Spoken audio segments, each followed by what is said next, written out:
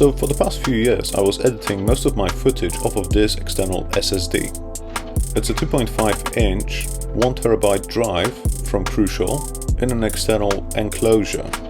It was definitely fast enough for my needs. A 100GB file takes only 4 minutes and 19 seconds to copy.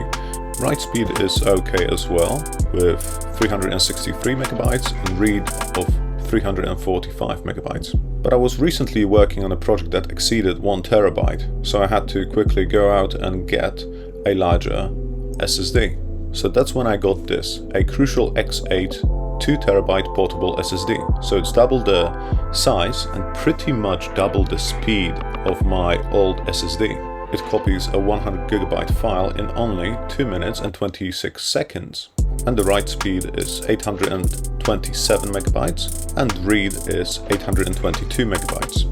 So I was definitely happy with the performance. The drive is absolutely tiny, it's NVMe based. The only thing I wasn't very pleased with was the heat output of the drive. After around half an hour of editing, the drive would get so hot I would not be able to touch it for more than a few seconds. Despite this major downside, I would still keep it, but unfortunately my project that I was working on at the time grew to over 2 terabytes. So I quickly had to improvise and find another solution just to finish the project. That's when I took one of my external hard drives, mechanical hard drives that is, that I mainly use for archiving the files, and I decided to try to edit off of it. I left it attached to my computer for over a day to allow Final Cut Pro that I edit on to rebuild their caching file. And when it was done, the caching file was around 3.85 terabytes. So I was happy that my 5 terabyte hard drive was large enough in capacity. As soon as I started editing off of the drive, I ran into major performance issues. So have a look at that. When I tested the drive, it took almost 50 minutes to copy a 100GB file, but I managed to finish the project. I then thought to myself, I don't want to run into this problem again, so I better build my own external hard drive again.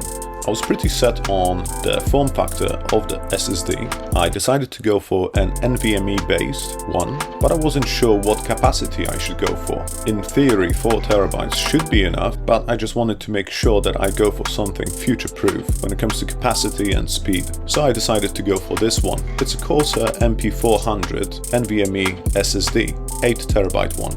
You must be wondering why I have two of them here on the table.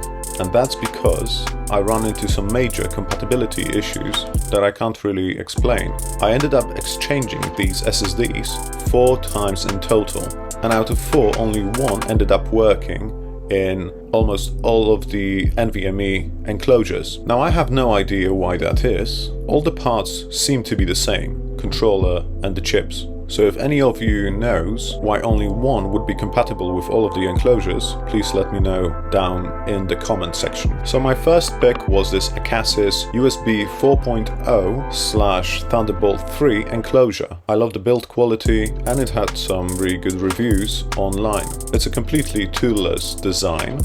Unfortunately, none of the NVMe's worked well in this enclosure. 3 out of 4 didn't work at all, and 1 worked on and off. It would function perfectly fine for 6 minutes and then the whole system would just freeze. And by the way, I used it on my M1 MacBook Pro. I got in touch with Acasis customer service and they told me that the drive should be compatible with the device, but unfortunately it wasn't. So the second one I purchased was this Trembly Thunderbolt 3 enclosure, and overall I was very happy with it. It's not a toolless design like all the other ones, but I really didn't mind it. This is the only enclosure that genuinely impressed me with the speed. It took only 44 seconds to copy a 100GB file, with the write speed of around 2200 megabytes and read of 24. It is incredibly fast. But unfortunately I was running into a little issue of overheating. So basically after a few hours of editing, the hard drive would get so hot that it would just